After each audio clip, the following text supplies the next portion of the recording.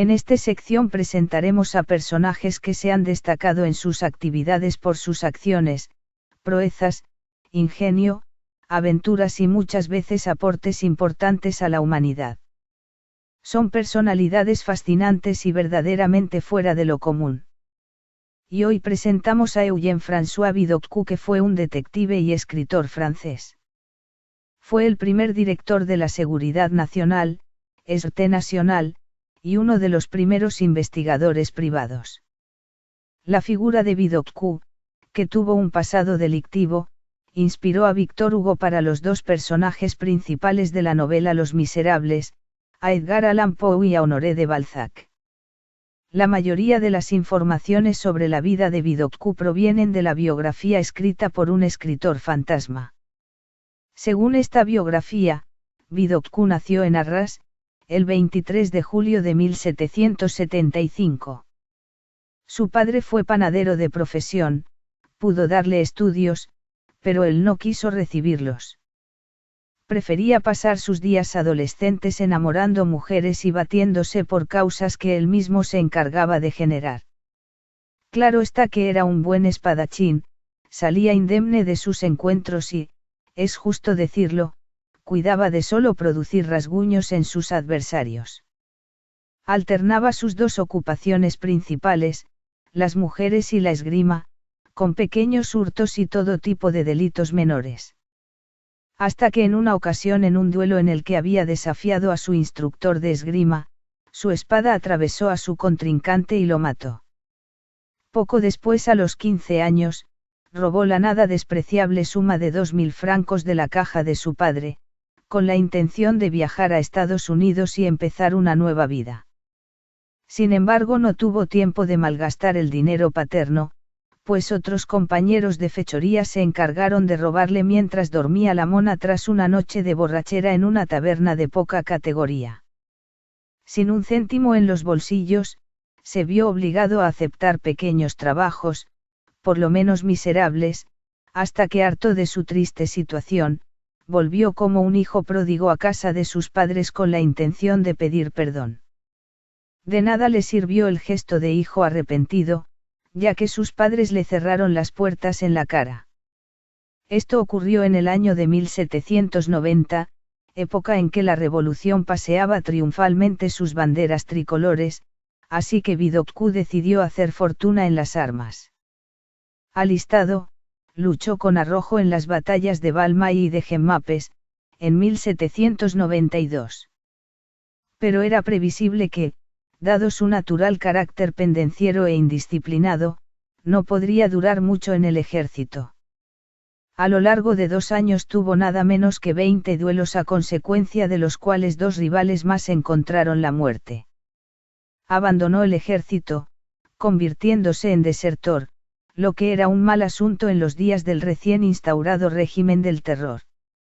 Pasó a las filas enemigas austríacas, pero también hubo de huir para evitar ser condenado.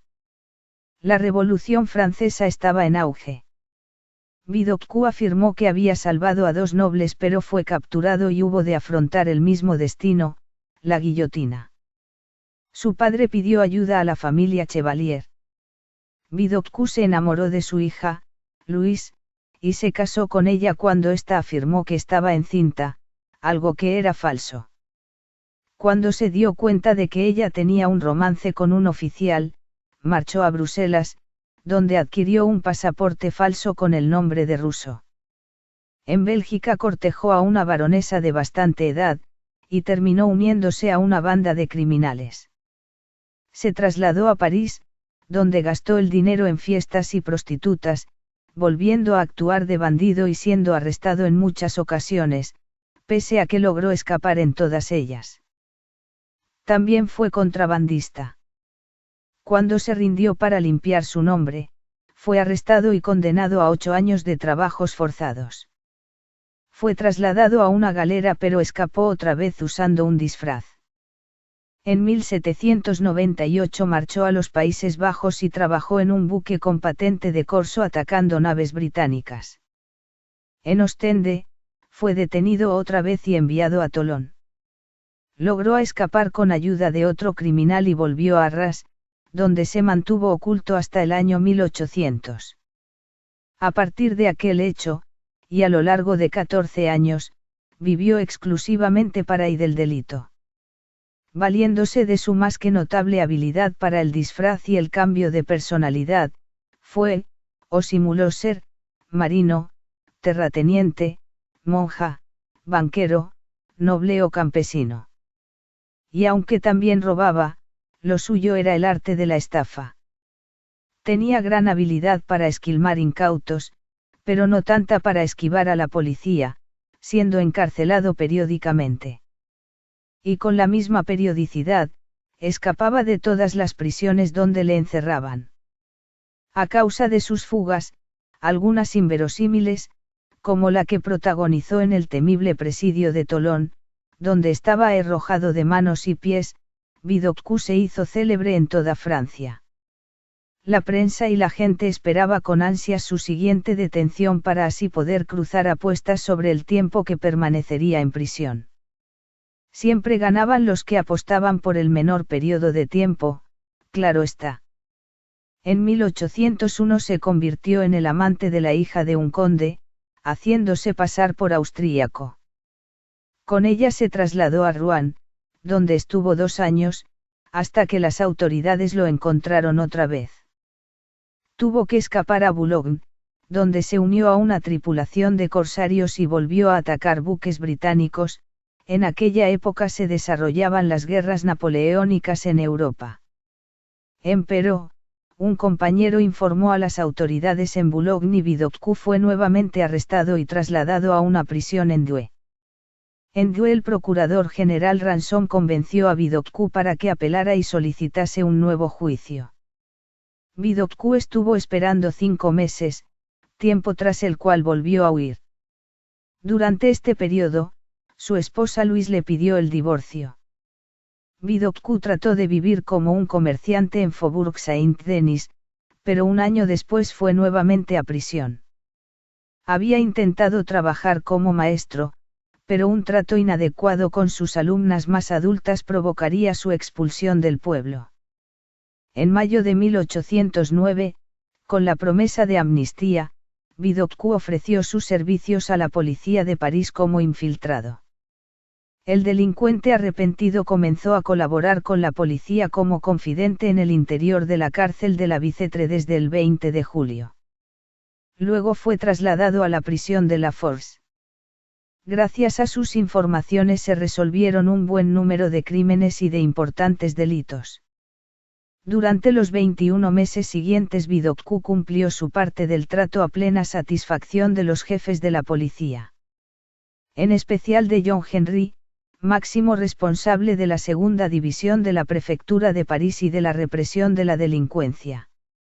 Henry, conocedor de su valía, se convirtió en su principal protector.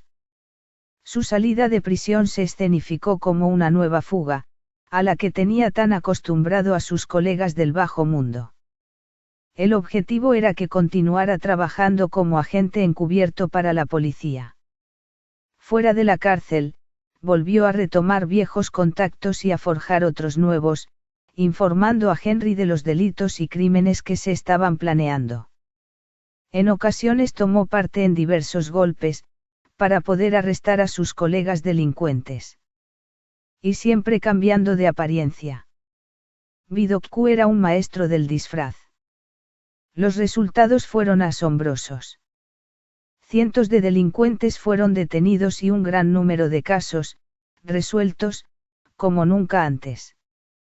A finales de 1811, Vidocq propuso a Henry un experimento, una idea revolucionaria para ese momento, la creación de un grupo de policías de paisano que pudieran actuar libremente por todo París. Hasta entonces los policías iban de uniforme por lo que eran detectados con facilidad por los delincuentes.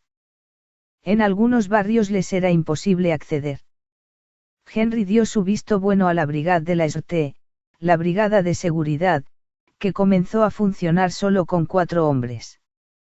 Por 1817, Vidocq tiene 12 hombres trabajando directamente bajo sus órdenes, muchos son exconvictos y famosos criminales, el mejor abridor de cajas fuertes, el mejor falsificador, etc., haciendo un trabajo en la lucha contra el crimen increíblemente eficaz. Según el biógrafo de Vidocq, John Philip Stead, por ese año solo, Vidocq y su equipo hicieron 811 arrestos, incluyendo a 15 asesinos, 341 ladrones y 38 reducidores de propiedad robada. Se recuperaron 14 prisioneros escapados, 43 hombres que habían roto su libertad provisional, se trajeron y se arrestaron 229 sospechosos de delitos y se desterraron de la ciudad. Se capturaron además 46 falsificadores y estafadores. En 1814, a comienzos de la Restauración francesa, Vidocq y Lasurte trataron de controlar la situación en París. También actuaron contra aquellos que se aprovechaban de la situación postrevolucionaria para reclamar falsos títulos aristocráticos que les habían sido arrebatados durante la Revolución. La madre de Vidocq murió en 1820, celebrándose su entierro en la Catedral de Notre-Dame de París. Ese mismo año, Vidocq se casó con Jean-Victoire Guérin, quien murió en 1824. Se casó nuevamente en 1830 con Fleury Magniez. Pese a todo, mantuvo una reputación de seductor. En 1824, después de ser coronado, el rey Carlos X de Francia convirtió la policía en un arma política contra disidentes y rebeldes. Vidocq fue acusado de tener simpatías por los movimientos bonapartistas. Un nuevo jefe, Duplessis, forzó su renuncia a raíz de una cuestión trivial. 6 años más tarde, el sustituto de Duplessis, Henri-Joseph Gisquet, volvió a reincorporarle al cargo. En 1830, tras la abdicación de Carlos X y el ascenso al trono de Luis Felipe I de Francia, se produjo un aumento de la inseguridad y la delincuencia, con el consiguiente aumento del trabajo policial. La aparición de una epidemia de cólera provocó una ola de disturbios el 5 de junio, arrestando Lasurte a docenas de insurgentes. Algunos sectores de la policía no aprobaban sus métodos y empezaron a aflorar rivalidades y enfrentamientos. En 1832 fue forzado a dimitir tras la acusación de haber instigado un crimen, a través de un mediador, para obtener el mérito de resolverlo. Según el libro de Vidocq Dossier, las normas de la policía prohibían emplear a exconvictos. Vidocq abrió entonces una imprenta en la que volvió a emplear a antiguos criminales. El primer libro que intentó publicar fue su autobiografía. Vidocq empleó a L.F. Lheritier de Lem para que le ayudase a escribirla. Sin embargo, muchos historiadores consideran que Lheritier se tomó demasiadas libertades a la hora de narrar los hechos. No obstante, el propio Vidocq pareció estar de acuerdo en un primer momento, aun cuando solo autorizó los 2 primeros volúmenes, de un total de 4. Aún así, la biografía fue un éxito. En 1833 fundó la primera agencia privada de detectives de la que se tiene constancia. Finalmente, en 1832, y a raíz de una diferencia de criterio con sus jefes, abandona definitivamente la Sûreté, su obra maestra, pero no para descansar, sino para organizar la primera agencia de detectives del mundo. Con ella aumentó su fama y poder, aunque tuvo, como no podía ser de otra manera, frecuentes enfrentamientos con la policía, que no se resignaba a aceptar esa competencia privada, hasta entonces desconocida para cuando fundó la primera agencia privada de detectives, para aconsejar a las empresas, a los negociantes, y hasta a los afligidos de cualquier temor o amenaza. Contratando a exconvictos, creó así la Oficina de Pesquisas, Le Bureau des Renseignements, sufriendo la oposición de las fuerzas oficiales, que trataron de cerrarla en numerosas ocasiones. En 1842, la policía arrestó a Vidocq como sospechoso de detención ilegal, así como de haber robado los fondos de un caso de malversación que había resuelto.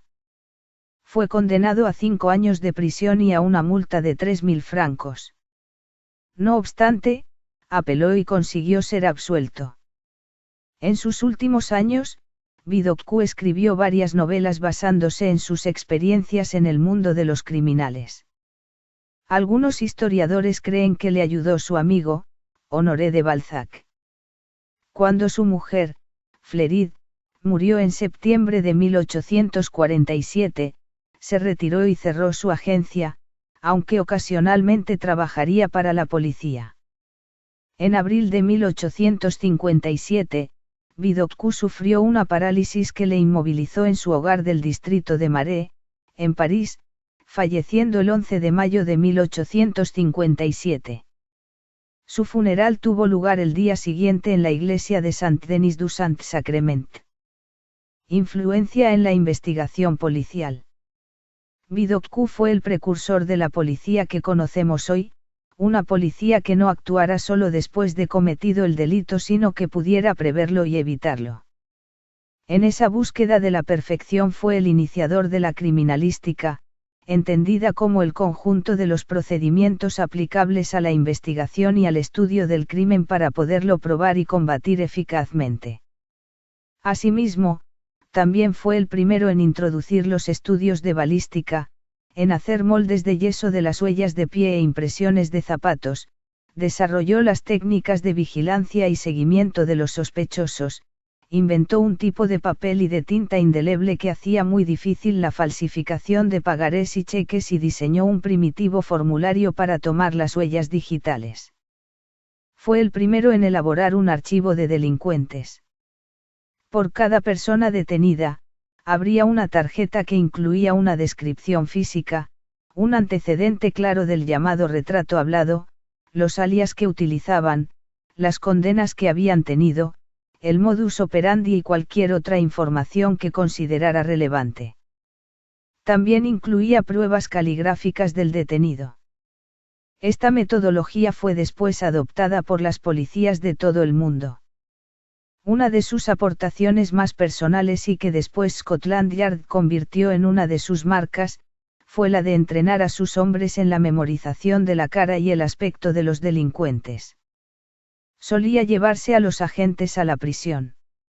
Allí hacía desfilar a los reos ante ellos para que pudieran recordarlos cuando salieran a la calle.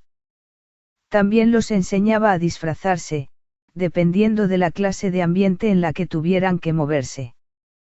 Sus memorias, un bestseller de la época, cuentan cómo atrapó a más de un delincuente haciéndose pasar por un mendigo o un viejo cornudo. Vidocq era, evidentemente, un policía adelantado a su tiempo. En sus memorias relata que no solía llevar a los detenidos que consideraba importantes a prisión inmediatamente. En vez de eso, les invitaba a cenar, creaba un clima distendido y de confianza que invitaba a hablar, sonsacándoles hábilmente la información que buscaba, era un gran observador amén de un mejor escuchante. Se piensa que Edgar Allan Poe se inspiró en él para crear al detective Auguste Dupin, en 1841. También sería la inspiración de Émile Gaboriau a la hora de crear el personaje del detective Monsieur Lecoq, un investigador caracterizado por su constante uso del método científico. De nuevo, sería el referente de Jacques Collin, Vautrin, un personaje recurrente en multitud de novelas de Balzac.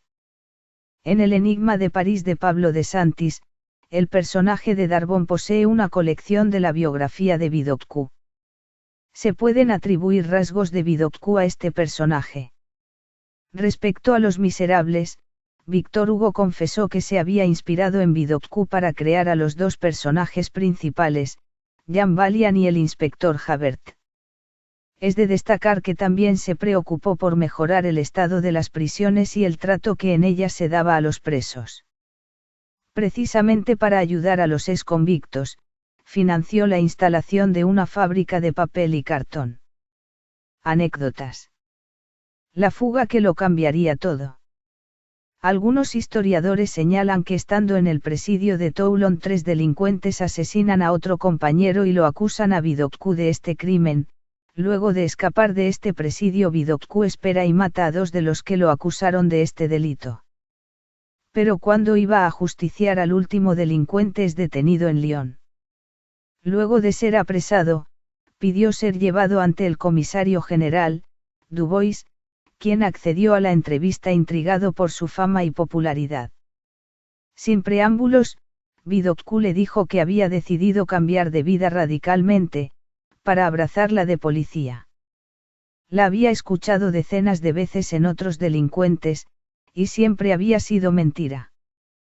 Miró a Vidocq detenidamente desde el otro lado de la mesa de su despacho, bajó los ojos y hizo un gesto a los gendarmes que lo flanqueaban para que se lo llevaran. Pero Vidocq no se rindió. Ahora. Me llevarán 2 gendarmes inmovilizado con grilletes hasta la prisión. Si logro escaparme en el trayecto y regresar, será esto una prueba de mi buena fe. Dubois, divertido, acepta el reto. 2 expertos y forzudos guardianes lo maniatan y se lo llevan. Al cabo de un cuarto de hora Vidocq, libre y satisfecho, reaparece en el despacho de Dubois, se ha escapado de sus guardianes y está dispuesto a cumplir su palabra. Convencido, el comisario general acepta y, en 15 días, la mayoría de los delincuentes de Lyon caen en las redes de la policía. Dubois se da cuenta de que, como el mismo Vidocq presentía, ha nacido más para policía que para malhechor. Como antes con sus delitos, ahora asombra a sus conciudadanos con sus hazañas policíacas. Se hacen apuestas sobre el número de delincuentes que llevará a la cárcel en un mes. Hasta aquí, podría decirse que Vidocq fue un simple arrepentido que logró sus éxitos gracias a sus conocimientos de Lampa. Y que no tuvo problemas para encarcelar delincuentes, ya que se trataba de sus amigos de ayer, cuyos escondites conocía tan bien como ellos mismos. Por supuesto que todo esto es cierto, pero Vidocq no se limitó a encarcelar malhechores. Demostrando su genio, imaginó un nuevo tipo de policía que no se limitara a actuar después de cometido el delito, sino que lo previera e intentase evitarlo. Tuvo la suerte de encontrar el entusiasta apoyo de sus superiores, y así nació la Sûreté, la Policía de Seguridad Nacional, hasta hoy orgullo de Francia, y que encuentra su equivalente en Gran Bretaña con su célebre Scotland Yard. Trabajando para Napoleón. En octubre de 1809 la emperatriz Josefina descubrió que un collar de esmeraldas de gran valor, regalo de su marido, Napoleón Bonaparte, había desaparecido. Para ambos eran momentos muy duros. Durante mucho tiempo se había pensado que el problema que impedía que le pudiera dar un heredero era de Napoleón, ya que ella había probado su fertilidad dando a luz 2 hijos en un matrimonio anterior. La certeza de que esto no era así, puesto que Napoleón había dejado embarazada a la condesa polaca Waliuszki, cambió el estado de cosas. Napoleón decidió divorciarse de Josefina para poder tener el heredero, con otra mujer, el heredero que anhelaba para el imperio. En consecuencia, hasta que se produjera el acto legal, Josefina se había trasladado provisionalmente a una mansión a las afueras de París. Allí Jean-Baptiste Isabey, pintor de cámara de Josefina, le hizo su último retrato como emperatriz, en el que aparecía con el collar de esmeraldas robado. La razón de Estado que disolvió el matrimonio el 10 de enero de 1810, el primer divorcio bajo el nuevo código napoleónico, no impidió que Josefina y Napoleón siguieran siendo muy buenos amigos. Siempre se habían entendido muy bien y la comunicación entre ambos siguió fluyendo de forma natural. Por ello, en cuanto la emperatriz, que retuvo el título después del divorcio, descubrió el robo, informó de inmediato a Napoleón. El emperador montó en cólera. ¿Cómo era posible que a la emperatriz le pudieran robar algo, y menos un regalo que él le había hecho y que tenía en gran aprecio? Llamó a su presencia al ministro de la policía, el todopoderoso Joseph Fuchs. Recupere ese collar de esmeraldas, Fuchs. Cueste lo que cueste. Pero, recupérelo. El problema con la policía de Fuchs es que era una policía política. Había sido entrenada para detectar y aplastar cualquier tipo de conspiración contra la seguridad del Estado y contra Napoleón que se pudiera producir. La lucha contra el crimen era algo secundario a lo que no se le daba casi importancia. No sabían cómo investigar en el mundo de la delincuencia, ni tenían la formación necesaria ni, mucho menos, disponían de redes de confidentes en el bajo mundo. Fuchs, que estaba informado de todo, también estaba al tanto de los éxitos de un colaborador de la policía, Vidocq, de 34 años, un delincuente arrepentido que estaba probando sobradamente su eficacia al servicio de la ley. ¿Quién podría atrapar a un delincuente mejor que otro delincuente?, se dijo Fuchs. Vidocq buscaba una oportunidad como esta para probar su valía. Fuchs le explicó todos los detalles de los que disponía sobre el robo y la descripción del collar y el interés del emperador. Encuentre el collar cuanto antes. Será recompensado generosamente, le dijo Fuchs. Vidocq inició su investigación adoptando uno de sus muchos disfraces. Comenzó su investigación en las tabernas y tugurios donde se reunían los delincuentes y que él conocía tan bien. No le costó mucho. 3 días después, detuvo al ladrón y recuperó el collar de esmeraldas de la emperatriz Josefina. Napoleón Bonaparte quedó maravillado por la rapidez y eficacia de Fuchs y de su hombre, Vidocq, el primero de los nuevos investigadores de la historia de la criminalística. La sola mención de su nombre abatía. Él con solo 8 hombres detuvo a medio centenar de malhechores en los suburbios de París. En esa ocasión, la policía sabía de una reunión cumbre de Lampa y consultaron a Vidocq de cómo hacer la redada y de cuántos hombres se necesitaban para doblegar a los malvivientes. La policía había calculado unos cuantos carros de asalto y unos centenares de policías para rodear la manzana y realizar semejante operación. Vidocq respondió: si se envía todo ese ejército de policías es imposible no hacer tanto alboroto, como para que los delincuentes se escapen como ratas. Vidocq luego insistió: déjenme el trabajo a mí que lo puedo hacer sigilosamente con mis hombres. Vidocq llegó al aguantadero, entró y solo dijo: yo soy Vidocq, entréguense a mis hombres. Sin oponer resistencia salieron uno a uno y con una tiza en la mano el jefe de la Sûreté fue marcando en la espalda a cada uno de ellos con 1, 2 o 3 cruces dependiendo del grado de peligrosidad y sus hombres se limitaron a distribuirlos en los carros de detención. Tal era la fama de Vidocq por aquellos años que no había delincuente que no le temiese y no evitara enfrentárselo. El asesino no era el conde.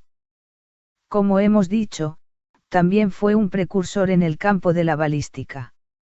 Uno de los casos más recordados es el asesinato de la condesa Isabel Darcy, que tenía un amante mucho más joven que su marido. El principal sospechoso, como era lógico, fue el marido, que fue detenido. La siguiente historia permitirá al lector entender la forma en que Vidocq encaraba una investigación. En la mansión del conde de Arcy, se encontró sobre la cama de la habitación el cuerpo sin vida de la condesa, medio desnuda, con las piernas y los brazos extendidos. El sargento Riox de la Sûreté no tenía dudas de que era un homicidio.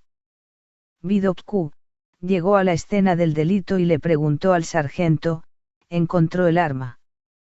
Riox, exhibiendo una caja conteniendo 2 pistolas de duelo pertenecientes al conde, dijo: una de estas es sin duda la que usó el asesino. Vidocq se convenció de que el viejo conde no tenía, ni mucho menos, el perfil de un asesino. Examinó las pistolas que poseía, armas para duelo, una de las cuales se asumía que había sido utilizada en el crimen. El jefe de la Sûreté examinó las 2 pistolas y comprobó que ninguna había sido disparada recientemente. Vidocq volvió a preguntar: ¿y el móvil, Nuevamente el sargento tenía una respuesta: la condesa era mucho más joven que su esposo y seguro tenía un amante. El conde se dio cuenta y la mató, ya lo hemos arrestado. El investigador le pidió a un médico que extrajera en secreto la bala de la cabeza de la condesa. Las autopsias forenses no estaban protocolizadas todavía. La comparó, a ojo, con las que utilizaban las dos pistolas del conde y se cercioró de que la bala mortal era de un calibre mayor. El policía centró toda su atención en el joven amante. Registró su piso. Allí encontró una pistola del calibre de la bala junto con un gran número de joyas. Confrontado con las pruebas, el sospechoso confesó el asesinato. Frases. En la escena del crimen todo debe ser mirado bajo el microscopio. ¿Quién mejor que un delincuente para atrapar a otro delincuente? Contemplando su retrato grabado que de él hizo el artista Coignet, cuando Vidocq había alcanzado la madurez, llama la atención lo despejado de su frente y el recto mirar de sus ojos, unido todo ello a unas facciones regulares y hasta distinguidas. No es, sin duda, el rostro de un delincuente. De hecho, Vidocq no lo era en lo más profundo de su ser. Su rebeldía y su irreflexión lo habían conducido al delito, su inteligencia, que era aguda y muy notable, lo pudo sacar de él. Esto es todo, amigos. Espero que lo hayan disfrutado tanto como yo. Si les gustó el material, den like, suscríbanse para recibir aviso de otros en el futuro y compartan con sus amigos. Nos vemos en un próximo tema.